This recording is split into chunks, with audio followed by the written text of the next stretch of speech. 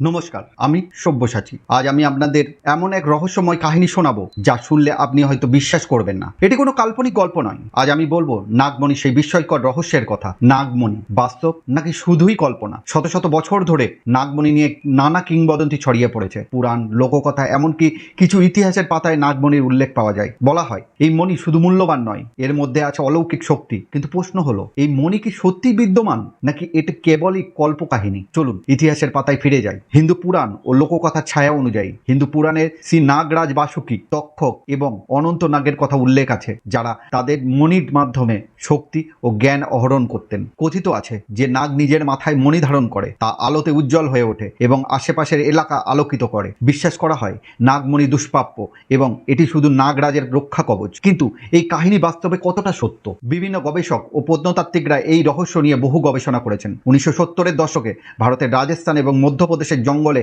কিছু গবেষক স্থানীয় বাসিন্দাদের কাছ থেকে শুনেছিলেন নাগমণির কাহিনী। গ্রামবাসীরা দাবি করেছিলেন নাগমণি এমন এক জিনিস যা রাতের অন্ধকারে নীল আলো ছড়ায়। স্থানীয় বিশ্বাস অনুযায়ী কোনো সাপ যখন দীর্ঘদিন তপস্যা করে তখন সে অলৌকিক ক্ষমতা অর্জন করে এবং তার মাথায় একটি মণি জন্মায়। কিন্তু বিজ্ঞান কি বলে? বিজ্ঞানীরা মনে করেন নাগমণির অস্তিত্বের প্রমাণিত নয়। অনেক বিশেষজ্ঞ বলেন এই কাহিনী আসলে ফসফরিন শিলা বা কিছু প্রাকৃতিক পাথর থেকে এসেছে, যা রাতের অন্ধকারে আলোকিত হয়। কিছু বিরল ধরনের পাথর বা বা বায়োলুমেন্ট জীবাণু থেকে এই আলো সৃষ্টি হতে পারে, যা মানুষকে ভুল ধারণা দিয়েছে। তবে কিছু ঐতিহাসিক ঘটনা ভাবায় 1984 সালে ভারতের উড়িষ্যার এক গ্রামে একটি উজ্জ্বল পাথর পাওয়া যায়, যা স্থানীয়রা নাগমণি বলে মনে করেছিল।